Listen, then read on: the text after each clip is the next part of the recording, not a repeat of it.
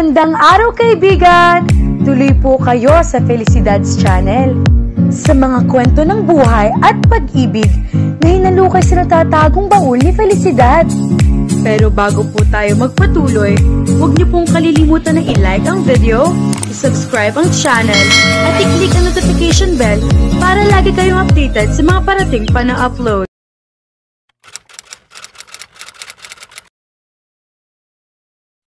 Sapat na mga salitang iyon ni Jonas para kumalma ang irasyonal na bahagi ng utak ni Mindy. Nagpatuloy sila sa paglalakad hanggang sa makarating sa hotel room nila. Iginiit ni Jonas na 2 room ang kunin nila. Hindi kailanman gusto ni Jonas na magpa sa kanya. He had always been a true gentleman. Pero sinabi niya na natatakot siya mag-isa kaya pumayag din ito sa huli. Napagkasunduan nila na siya ang matutulog sa kama at ito ang nasa couch. Pagdating sa hotel room ay napahiga agad si Mindy sa kama dahil sa nararamdamang hilo. Dahil naintindihan ni Jonas ang lagay niya, ay ito na nag-asikaso ng mga kailangan niyang gamitin bago matulog. Pinainom din siya nito ng kape para pampahulas sa nararamdaman. Feeling better? Wika ni Jonas ilang sandali pagkatapos niyang uminom ng kape.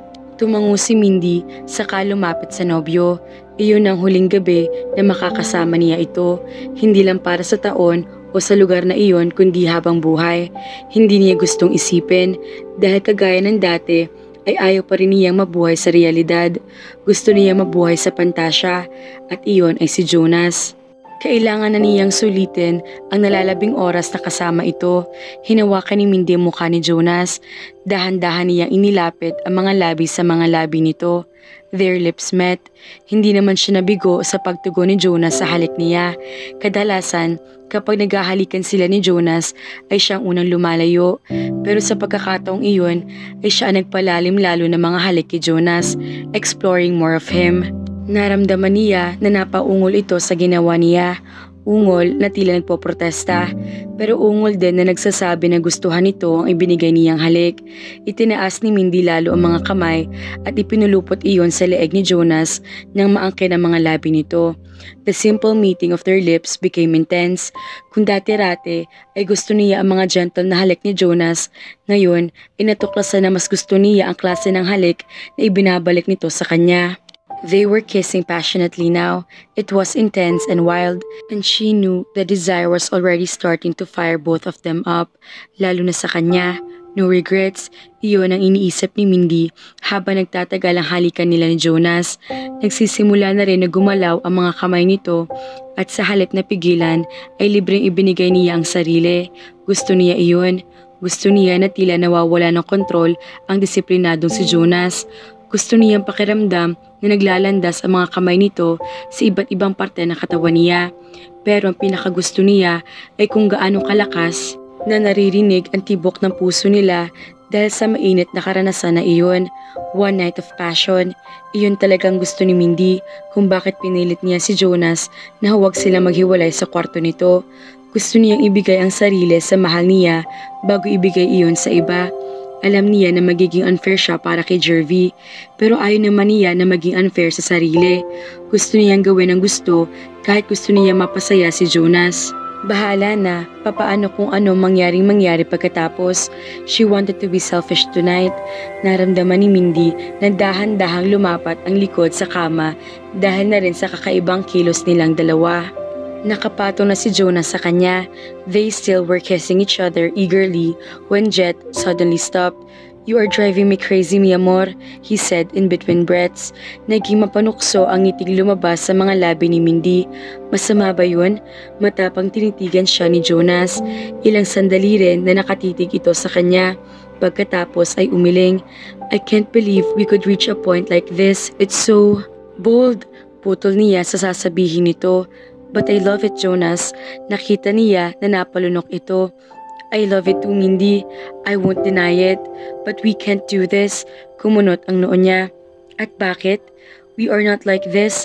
Isa pa, napaka-inosente mo pa. "I respect you. I love you. Pero hindi pa tayo kasal para gawin natin ang bagay na ito." Huminga si Jonas ng malalim at takbang aalis sa pagkakapatong sa kanya nang hawakan niya ito. No, I want you, Jonas. Don't ruin this night. Just kiss me. Mindy, nag-aalinlangan pa ng wika nito. Napansin niya ang butil ng pawis na nag-umpisang lumabas sa mukha nito. I want you. I love you so much, Jonas. I promise. No regrets tomorrow. Nang hindi tumugon si Jonas, ay si Mindy na ang gumawa ulit ng pagkilos.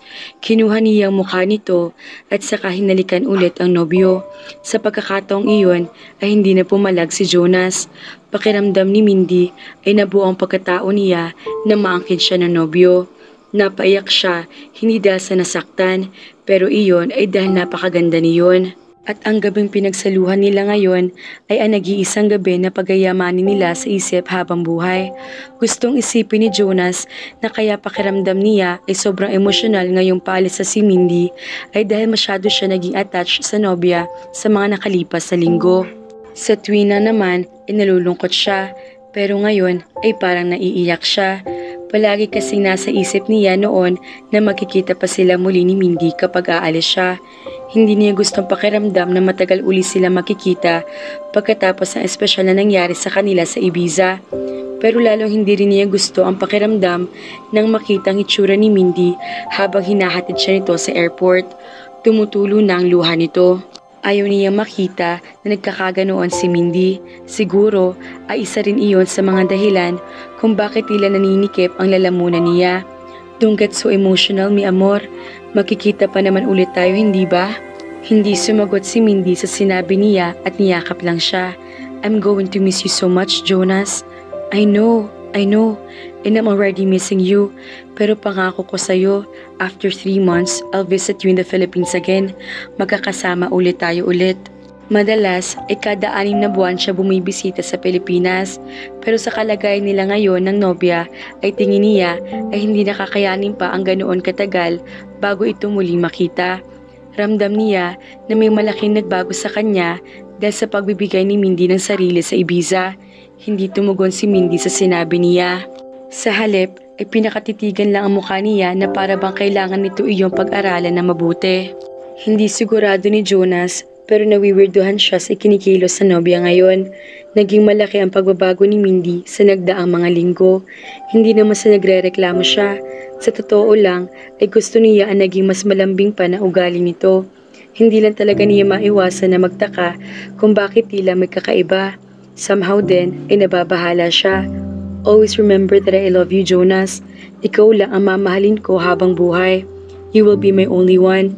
Hinalikan niya ang noo at pinisel ang magkahugpong nila mga kamay. And you'll be my only one too forever. You'll always be the love of my life. I love you. Sa pagbanggit ng mga salita ay maisang luha rin na pumatak na mula sa mga mata niya. Hindi na niya napigilan ang emosyon. Mamimiss talaga niya ang nobya. I love you. Madamdamin ding wika nito. Take care of yourself, my love. And goodbye. Natigilan si Jonah sa sinabi ni Mindy. Kumunot ang noo niya. Nakalimutan mo na ba? We never say goodbye to each other. Naniniwala tayong dalawa sa sinabi ni Peter Pan sa kwento niya. Never say goodbye because goodbye means going away and going away means forgetting. I will never forget you, Mindy. I'm sorry, nakalimutan ko. It should be, I'll see you. Ngumiti siya at pinahid ng daliri ang tumutulong luha sa pisngi nito. I'll see you soon too. So hush now, alright? We'll still see each other. We will be together. We will still be all forever. Ngumiti lang ulit si Mindy at sa huling pagkakataon ay hinalikan at niyakap siya. Pagkatapos ay tinawag ng flight nito kaya kinailangan ng tumigil at lumayo sa kanya. Hindi madali para kay Jonas na panoorin ang pagtalikod at paglayo ni Mindy. But he knew he has to endure the pain. Darating din ang panahon na hindi na talaga sila magkakahiwalay. Masakit na makita itong lumayo at umalis. Masakit din isipin na hindi pa nito kayang i-commit husto na ang sarili sa kanya para hindi na talaga sila magkalayo. Pero kahit ano pa man na sakit iyon, titiisin niya iyon. Mindy was his happiness, and even if she has the source of his pain most of the time, it would always be alright because she was the kind of pain that he would never give up. 1 week later, hindi alam ni Mindy kung dahil lang ba sa sobrang namimiss na si Jonas kaya naiisip na tila may pagkakahawig ito at si Jervy. Kasalukuyan siya nakikipag-dinner kay Jervy, kaya malaya niya natitigan ang pagmumukha nito. Kahit kasi ilang beses na sila nagkita, ay ngayon lang niya iyon nagawa. 5 araw pagkatapos makauwi ni Mindy galing Spain ay nasunod ang gusto ng kanyang ama. Sa isang simpleng dinner ay doon pinag-usapan ang tungkol sa pakikipagsundo sa kanya at kay Jervy. Masakit para kay Mindy na mangyari iyon, pero kailangan niyang sumunod sa mga magulang. Noon pa man ay inaasahan na niya na darating araw na iyon, kaya kahit hindi mapigilan ang damdamin ay tinitikis niya iyon. Wala naman naging problema sa bahagi ng pamilya ni Jervy at pati na rin sa mismong lalaki. Mukhang matagal na rin inihanda ng lalaki ang sarili para sa kanya. Napagkasunduan sa hapunan na 3 buwan mula noon ay ikakasal sila ni Jervy. So technically ay fiancé na niya ito ngayon. Dahil gusto ng mga magulang niya at pati na rin ni Jervy na magkakilala muna sila ng husto bago ikasal, ay niyaya siya nitong lumabas. So far ay wala pa namang problema si Mindy kay Jervy. Mabait ito at makwento rin. Kaya lang ay wala talaga siyang kahit anong mabigyan ng interes sa mga sinasabi nito. Pakiramdam niya kasi habang nagsasalita si Jervy ay may taglay itong kayabangan. Panay achievements nito ang ibinibida sa kanya. At sa halip na magustuhan iyon, ay natu-turn off siya. Nayayabangan kasi siya. Lalo na, at panay ganoon lang sinasabi nito. Hindi naman niya masisisi si Jervy na may ganoon itong ugali dahil ganoon naman palagi ang mga politiko, hindi ba? Kagaya ng ama ni Jervy, ay isa na rin politiko ngayon si Jervy.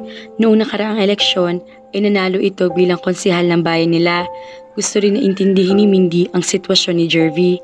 Hindi man lang alam ng lahat ay hindi naman sikreto sa kanyang pamilya ang tunay na pagkatao nito.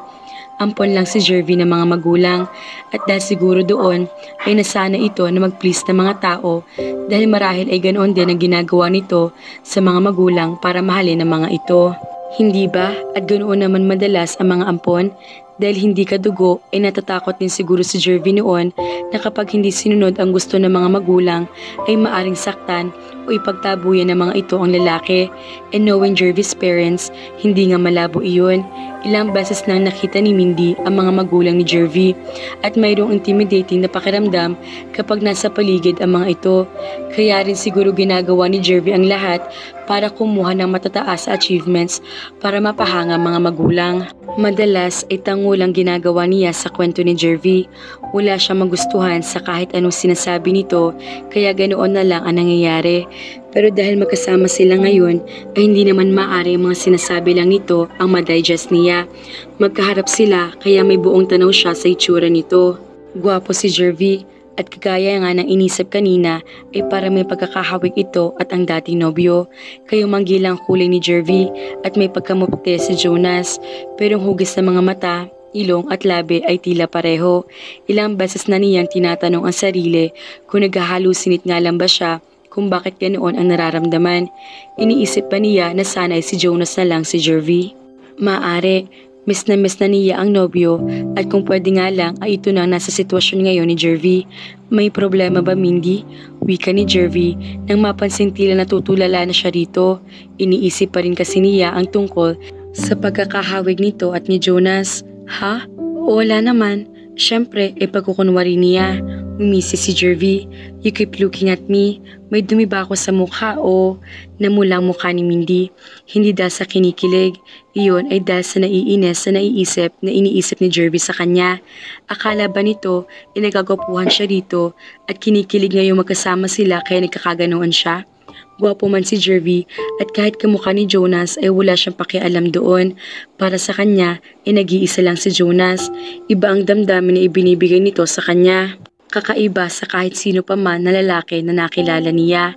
You look lovelier when you blush. Maswerte talaga ako na mapapangasawa kita. Hinawakan pa ni Jervy ang mga kamay niya. Gusto niyang hilahin iyon palayo pero dahil alam na magiging masaya iyon ay hindi niya ginawa. After all, dapat ay masanay na siya roon kahit na ba napakahirap tikisin ang discomfort na nararamdaman. Laking pasalamat ni Mindy na ilang sandali pagkatapos niyon ay nakatanggap ng tawag si Jervy at kailangan na nilang tapusin ang dinner dahil kailangan nitong puntahan iyon. Ngunit sa kabila niyon ay nag-insist ang lalaki na ihahatid pa raw siya pa uwi. Pumayag naman siya. Kwento pa rin ang kwento si Jervy habang nasa biyahe sila pa uwi. Pero kagaya noong una ay hindi pa rin siya nagkaka-interes. Mas nanaig pa rin sa isip niya na pinagdadaanan ng tungkol sa kanila ni Jonas sa kabila nila ngayon. Sa kabila na ilang beses na pagkausap sa kanya ni Jonas, mula na magkahiwalay sila ay hindi sinagot ni Mindy ang mga iyon. Sobrang nasasaktan siya at alam din niya na ginagawa iyon ng mali. Ngunit nahihirapan siyang harapin ang realidad ng buhay niya. Natatakot siya. Nagawa naman niyang sabihin ang dahilan kung bakit pinanlamigan niya ito, pero nagpalipas muna siya ng mga araw. Nang araw na opisyal na ipinagkasundo na sila ni Jervy ay saka siya nag-email kay Jonas at sinabi na kikipaghiwalay na siya. Nararapat si Jonas para sa isang paliwanag. Maliwanag iyon para kay Mindy, pero hindi niya alam kung paano sasabihin iyon. Makalipas ang ilang tawag, texts at email na natanggap kay Jonas, inapagpasyahan din niya na sabihin na gusto na niya makipaghiwalay. Hindi niya sinabi ang dahilan at inaasahan na aanihin niya ang galit ni Jonas dahil doon. Ngunit sa halip ay wala siya narinig mula sa nobyo. Kinakabahan si Mindy kung anong maaring gawin ng nobyo, pero hindi niya inasahan ang kilos sa ginawa nito. Alam niya na gusto palaging ayusin ni Jonas ang mga mali. Gusto nito na palaging ginagawang tama ang mga bagay-bagay. Pero bakit parang sumuko agad ito sa kanya? Kung tutuusin, ay dapat na ikatuwa niya iyon. Ang pinakahuling kailangan niya ay ang makialam si Jonas. Kaya nga ayaw niyang malaman nito ang buong sekreto niya. Ayaw niya ng gulo. Kahit na ba alam na sa una pa lamang ay pumasok na siya sa gulo ng minahal ang binata. It was a forbidden love. Lahat ng ganoong klaseng pagmamahal ay wala nagtatagumpay. Kung mayroon man, malaking gulo ang nangyayari. Sanay si Mindy sa tahimik at mapayapang buhay. Hindi niya kayang i-rest na magkaroon ng gulo. Sabihin ng mahina siya, pero pinapahalagahan lang niya ang kanyang pamilya. Kaya niyang tikisin ang kasiyahan para sa ikabubuti ng pamilya. She just felt sorry for Jonas. Hindi man niya gustong saktan ito, ay kailangan niyang gawin iyon. Nagpasalamat si Mindy kay Jonas nang maihatid siya nito. Ibinaba na lang siya ng binata sa tapat ng gate ng bahay nila. Hindi na ito bumaba pa dahil na rin sa pagmamadali. He kissed her goodnight and drove away. Hinintay niya muna na makaalis ng tuluyan ang sasakyan bago niya napagpasyahang tumalikod at pumasok na ng bahay. Mindy, isang hakbang na lang makakapasok na si Mindy ng gate ng bahay nila. Pero dahil sa nakilala agad ang boses ng tumawag sa pangalan niya, ay wala na siya nagawa kung hindi ang tumigil. Well, he always made her world stop spinning whenever he was around. That is why there was no doubt si Jonas iyon. Napapikit si Mindy. Tinipon niya ang lahat ng lakas ng loob na mayroon sa dibdib. Hindi niya inaasahan na darating si Jonas, pero alam niya na kailangan niya itong harapin. He deserved the explanation that she denied from him. Jonas, wika niya. Sinubukang salubungin ang mga madilim sa gabing mukha nito. Ang lalaki bang iyon ang dahilan kung bakit? Punong-puno ng galit ang boses ni Jonas at tumango naman si Mindy. I'm sorry. Nanlaki ang mga mata nito, saka umawang tikom ang bibig. Tumiim ang mga bagang pagkatapos. So gano'n na lang yun, Mindy? Bakit ngayon pa? Pagkatapos ng lahat na nangyari sa atin sa Spain, sa Ibiza? Mahal mo ba talaga ako? Minahal mo ba talaga ako? Bakit kay dali sa'yo na palitan ako? Gusto niyang yakapin si Jonas para kumalma ito. Pakiramdam niya ay sandali na lang isasabog ng nobyo dahil sa galit. Pero kung hindi pa niya aamin ang lahat, ay lalo hindi sila magkakaintindihan pa. Ito na ang tamang oras. Hindi kita ganun kadaling pinalitan, Jonas. Dahil noon ko pa alam ang tungkol kay Jervy. I knew I was arranged to be married by someone else. To him, even before I met you. Oh my God! Sobrang sakit na nalaman ni Jonas na matagal na pala ipinagkasundo sa ibang lalaki ang babaeng minahal niya. Ano kaya ang gagawin ni Jonas? Ipakikipaglaban ba niya ang pag-ibig o hahayaan na lamang mawala sa babaeng mahal niya? Pero wait mga ka-felicidad, kamukha ni Jonas si Jervy at ampun lamang din ang pamilya si Jervy. Paano kung si Jervy ay ang nawawalang kapatid ni Jonas na si Joey? OMG, lalo nagiging komplikado ang sitwasyon. Kaya naman, abangan!